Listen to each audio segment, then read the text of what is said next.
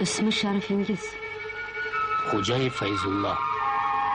Millatingiz? O'zbek. Ma'lumotingiz? O'rta.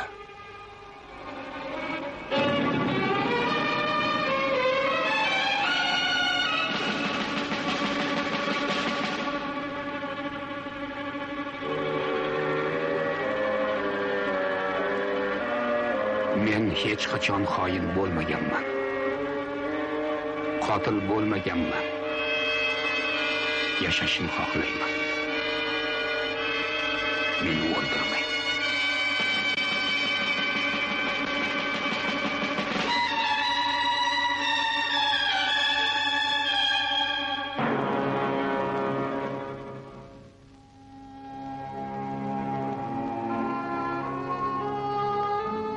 Fayzulla Xo'jayev baland bo'yli, savlatli kishi bo'lmagan.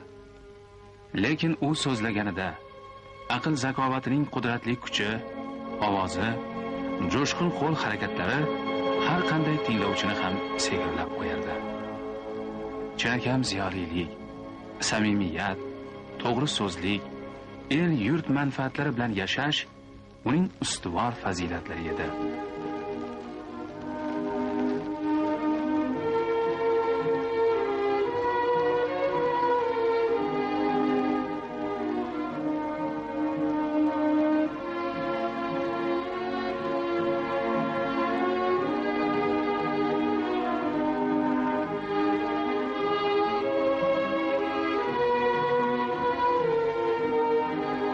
Fayzulla 16 yoshida otasidan judo bo'ldi.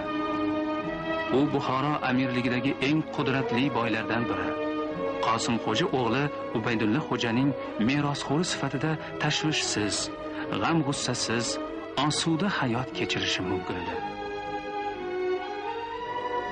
Ammo u boshqa yo'lni tanladi.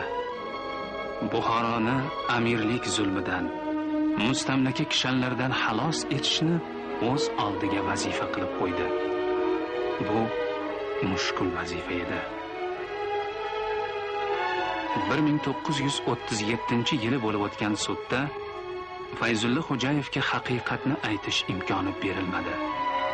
Keling, bugun unga so'z beraylik.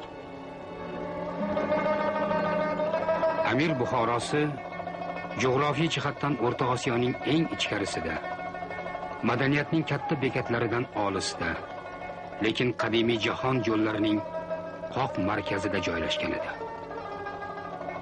Mamlakatni aholi manfaatlaridan uzoq bo'lgan amaldorlar idora qilar.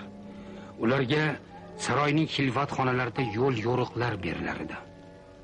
Tabiiyki, bunday tuzum sharoitida poraxo'rlik va o'zboshimchalik juda ham avj olgan edi.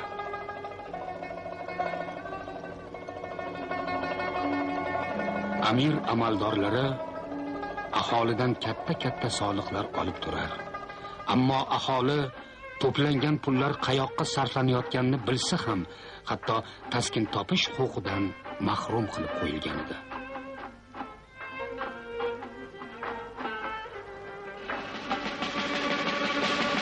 O'tgan asrning o'rtalarida chorizmning O'rta Osiyoga harbiy yurishlari boshlandi. Madaniyatsiz hisoblangan Osiyo xalqlari o'rtasida sivilizatsiya elchisi vazifasini o'tash haqida butun dunyoga jar solgan chorizm hayotning bu oqimini o'zgartira olmadi. Zulm haddan ziyod oshdi.